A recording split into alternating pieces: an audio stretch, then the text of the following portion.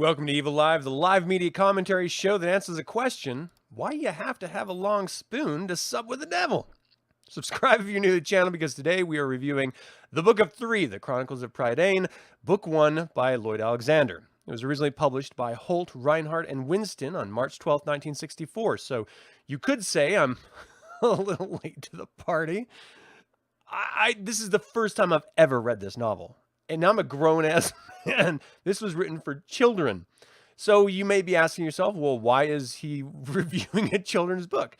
Because I read it, and I enjoyed it, and I do my best to read a book a week, and sometimes those will fall in line with something that I want to talk about, and sometimes they won't. But this just happens to be one that I'm going to be talking about. An entire 5-set. I can't remember how they refer to 5-set anyway. But a little contextual background about why I read it in the first place as a grown-up is that when I was a kid, The Black Cauldron was this terrifyingly exciting movie, one of their cartoon movies that Walt Disney released like in the 80s. But as soon as it went into film, they did one release of VHS, and then they stopped selling it, period. I don't know if it was too dark. I don't know what the reason was. Maybe they lost the license for a while. I don't know. But they never really re-released it until a few years ago. It was a little more than a few years ago, but still, it was relatively recently. And they put out this sort of deluxe Blu-ray of it. My parents ended up buying it for me because they remembered how much I loved it when I was a little child. And I still enjoyed it. And it had a bunch of extra imagery in it, like scenes and stuff that were never originally released in the film. And so, I love doing the sort of extra scenes and cut sequences and, deleted scenes and stuff. I love exploring this type of stuff on the Blu-ray releases. And I was just amazed. What I found out that I never knew as a kid was that was based on Lloyd Alexander's Chronicles of Prydain. And because I never knew that, and I loved diving a little deeper into stories that I enjoyed in life, it forced me to put it on my wish list. My kids bought it for me for my birthday, and now I'm reading it. Okay, so now you got the whole backstory. Let's talk about this series. So it was inspired by Welsh mythology and by the castle scenery and language of Wales that the author, Lloyd Alexander, explored when he was over there during World War II, during his Army combat intelligence training. How you cannot fall in love with Celtic scenery and culture while you're there, I will never know. He certainly did, and I'm glad, because then we get this wonderful series of books. So the planned title of this book originally was The Battle of the Trees, which kind of makes sense if you know the story. Again, The Black Cauldron, the film, was loosely adapted by Walt Disney Productions and released in 1985 as Disney's 25th animated feature film. Lloyd Alexander saw the film, and his reaction was twofold. First, he says, I have to say there is no resemblance between the movie and the book. There's a little resemblance. And having said that, the movie itself, purely as a movie, he found to be very enjoyable, which is another way of him saying, I did not like the adaptation that they did, which is fine. So basically what Walt Disney did was took the Book of Three and the Black Cauldron, which is the first 2 books in the 5 books of the Chronicles of Prydain, and they sort of twisted them up and combined them together and mashed everything and created the Black Cauldron. So what I thought was terrifying as a kid, which was the Horned King, is wildly different. Like, this is the Horned King right there. That is just this monstrosity, giant of a man who wore a human skull mask that had antlers mounted to it, which is terrifying if you just think about it into this sort of medieval fantasy context. And the main character is a little kid. So you have to kind of like wonder, Taran, a little boy, how is he ever going to measure up against the Horned King, who is one of the main antagonists of the film? What you always have to remember about these sort of fantasy novels is that there's a lot of work done in developing the world, and so there's no really one cut and dry bad guy. It's just a series, especially in this set of books. There's a bunch of bad guys, and the Horned King is just working for one of them. Very similar in the way that Sauron in Lord of the Rings world, the Middle-earth world, was working for the Morgoth. You know, he was sort of his lieutenant. The Horned King is actually a soldier of a larger, let's see, Enuvan? I gotta remember. Aran, King Aran. So the Horned King actually is just working for Aran, and he's acting on behalf of him in this. So as long as you can understand that, then you start to realize that there's a whole mythology to this world that was partially stolen and inspired by Welsh mythology, but also some of it whole cloth made up by Lloyd Alexander. And this is a children's book, yes, but it is a world that could be a very adult explored world as well, because all of the horrors and monstrosities that exist in it are very much real in other fantasy similar worlds. And you could take an adult approach to it, which is something that I would actually really appreciate as an adult. Because the truth is when you're dealing with child sensibilities, things end up getting distilled down to child sensibilities. And as an adult reading this, again, I'm not the target audience. There was moments where I was like, well, come on, you could just have it do this or have the story go here instead, and it would be much more engaging, even for a youthful audience. I think a lot of times when people write for kids, they dumb things down. And kids aren't stupid. Kids aren't dumb. They're just as inquisitive and interested in the world around them as more so arguably than adults are, who have sort of resigned themselves to their own, social, political, cultural expectations. Children aren't bound by that anymore. And I find that very interesting. So when you do have children's books that speak to a higher consciousness or a higher state of being, kids will understand it, and they do appreciate that. And, some examples of that would be like Neil Gaiman's Coraline, or what is that Clive Barker children's book? The Holiday House, I think is what it's called, or that's a setting in it. Anyway, I feel bad that I don't remember the title of that novel off the top of my head. But anyway, it's really great, and it speaks to a little higher sensibility than just dumbing things down for kids. Lloyd Alexander here kind of dumbs down to kids. And it's not to say that I don't like it, because I did enjoy it, but I expect writers to challenge their readers regardless of the age of the reader. So, I don't know. That's where I'm coming from.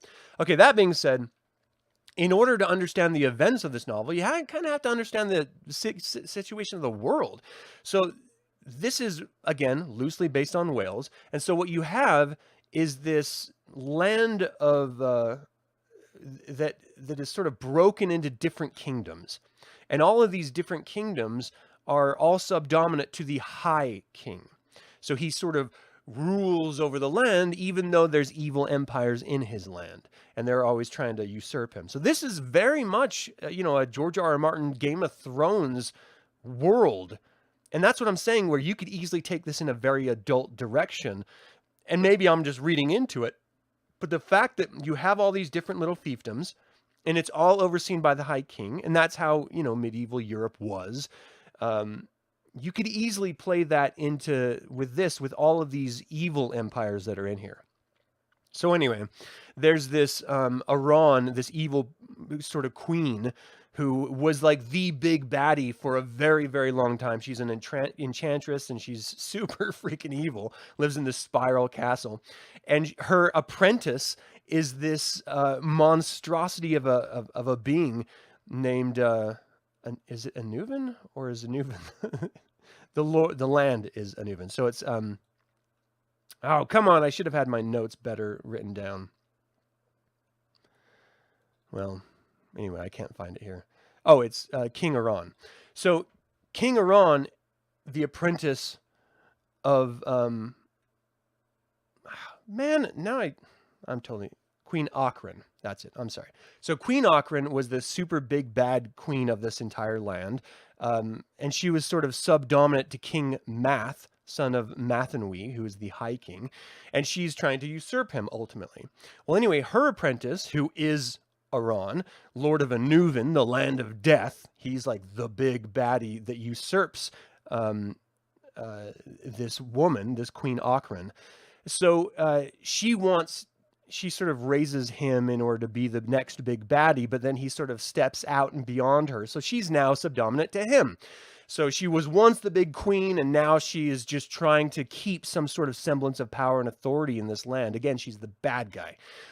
Well, King Aran is a horrible monster that no one really knows anything about, except, of course, for the Queen Akron, who knows a little bit about him because she sort of taught him the ways of evil. But he is seeking to overthrow the High King. So he sends out the Horned King, who is this guy right here, and this huge war party to go capture this pig. Now, you may ask yourself, why the hell would he go to capture a pig? Well, it's because the pig is an oracle. It can actually inform others about King Arwen's machination, his plans and stuff. And so he wants to squash that. He doesn't want anyone to know about what he's doing in his attempt to overthrow the High King. And so he sends out the Horn King to go get the pig. The pig, because it's sort of magical and enchanting, realizes that it's being hunted, just feels the evil presence of the Horn King. And so it just bolts. Cut to Taran, who lives in this little area called Cair Dalbin, which is run by Dalbin, this old sort of seer himself, and he's been through the past wars, and there's this whole backstory about continued multiple wars between Arwen, Queen Akron, and the High King.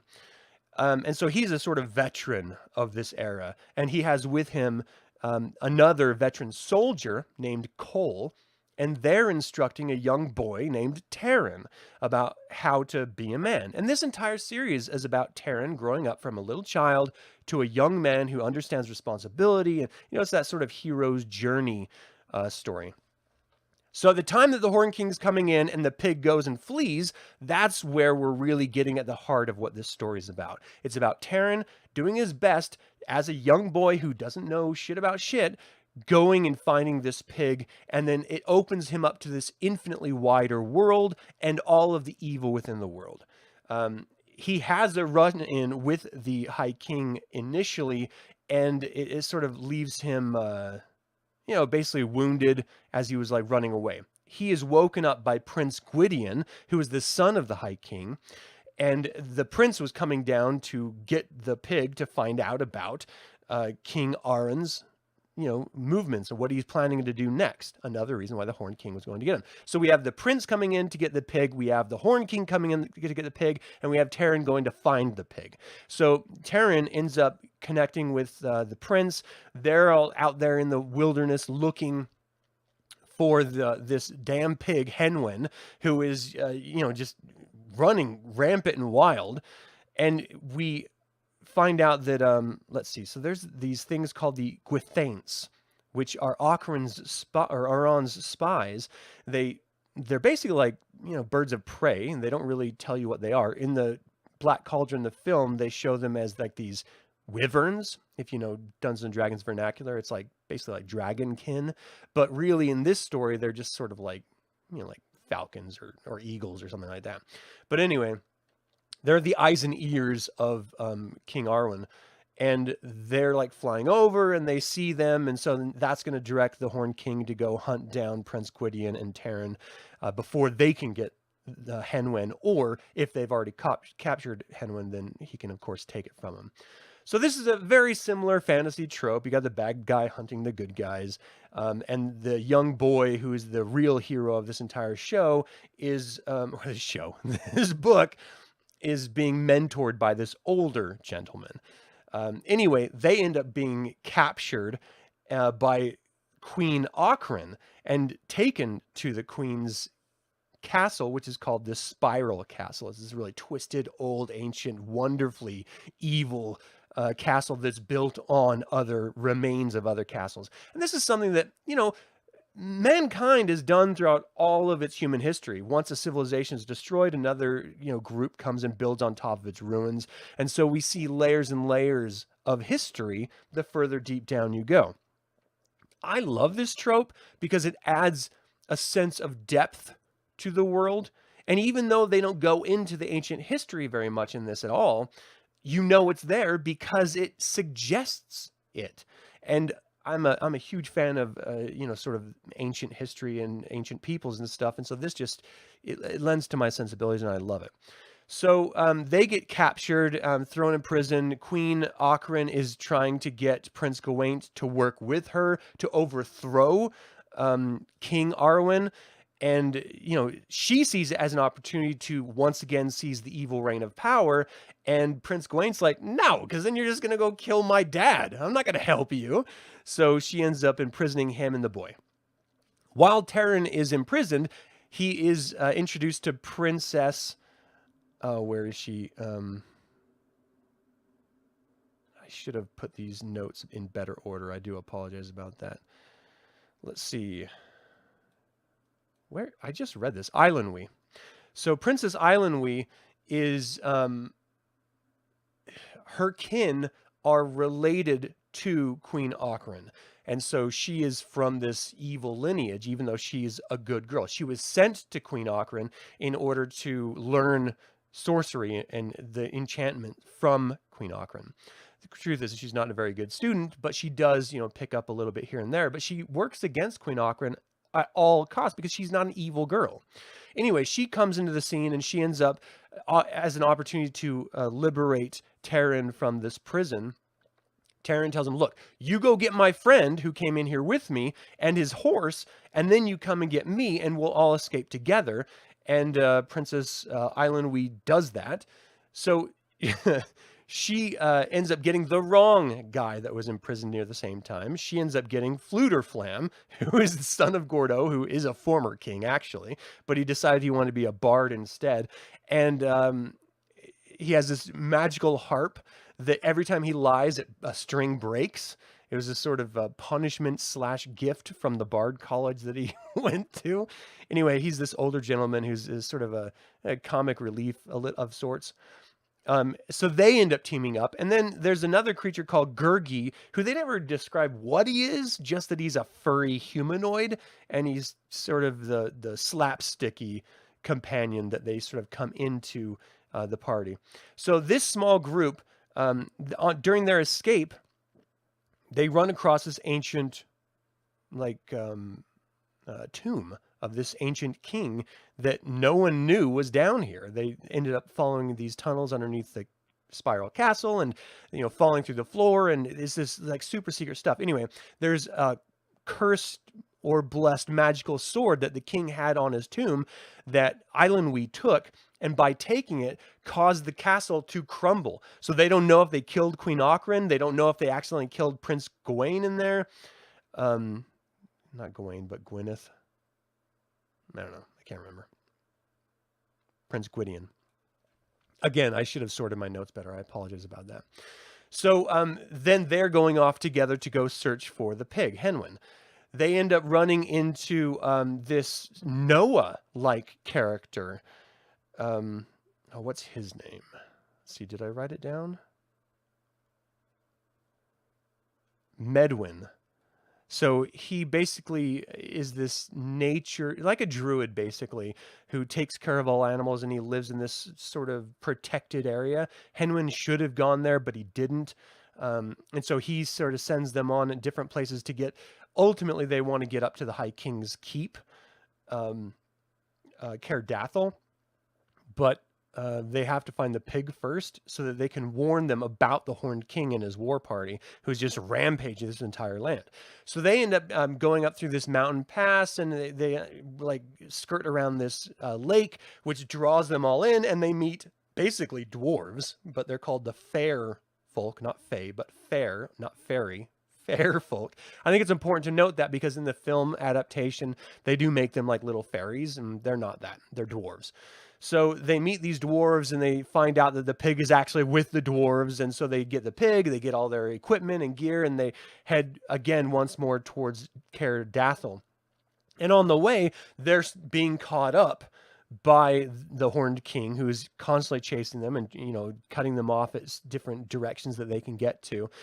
And ultimately they run across this little hurt Gwithaint, the little creature that's the eyes and ears of Anuvan. So Taran, against the suggestion of everyone else, that everyone wants him to kill it, he doesn't want to kill it because he just learned from Medwyn that you should love and protect other animals.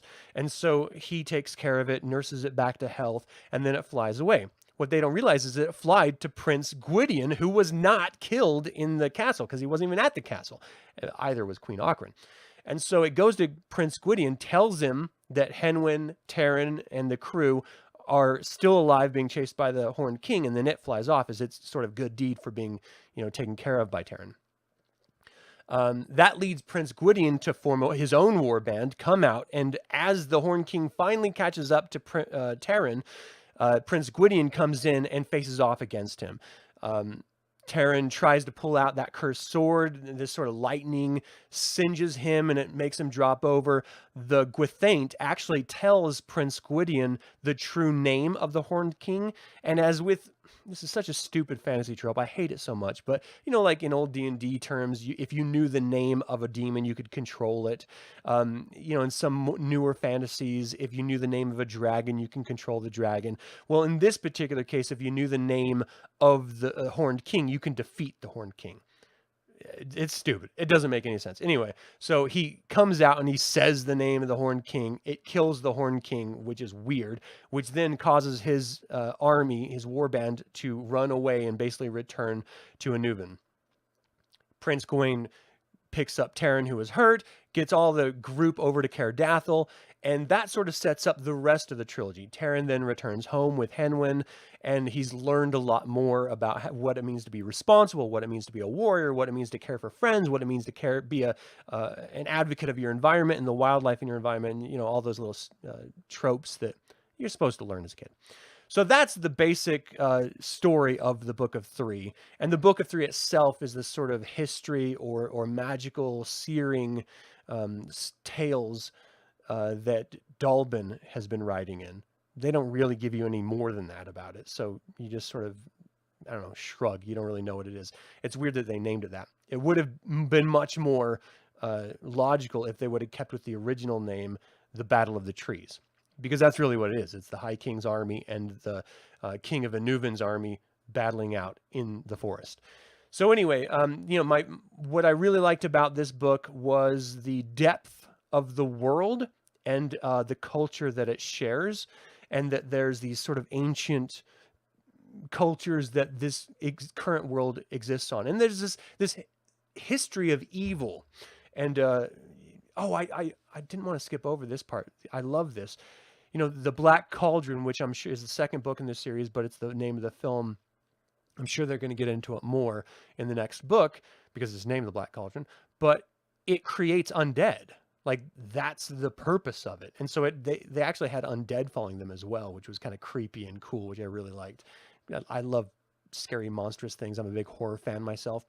So, I love that they added those sort of fantastical elements to it. What I didn't like about this ultimately is how they defeated the Horned King by saying his name. Get the fuck out of here. That's the stupidest goddamn ending to anything. I say your name and I defeat you. Fuck off. I want this. They set this up for the entire book. It's not a long read at all. It's like under 300 pages. You can finish it in a day if you want to.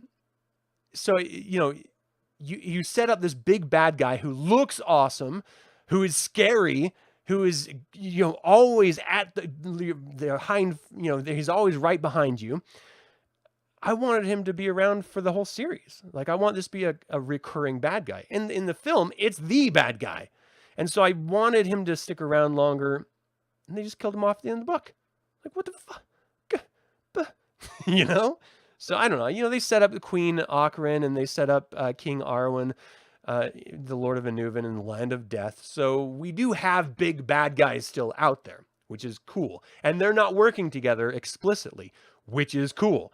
So there's going to be dimension to the bad guys. There's going to be character, and there's going to be dissension between them. I love discord between bad guys. It makes it more believable, and we've got that.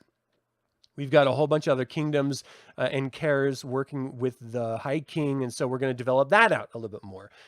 But yeah, that ending was just so disappointing for me.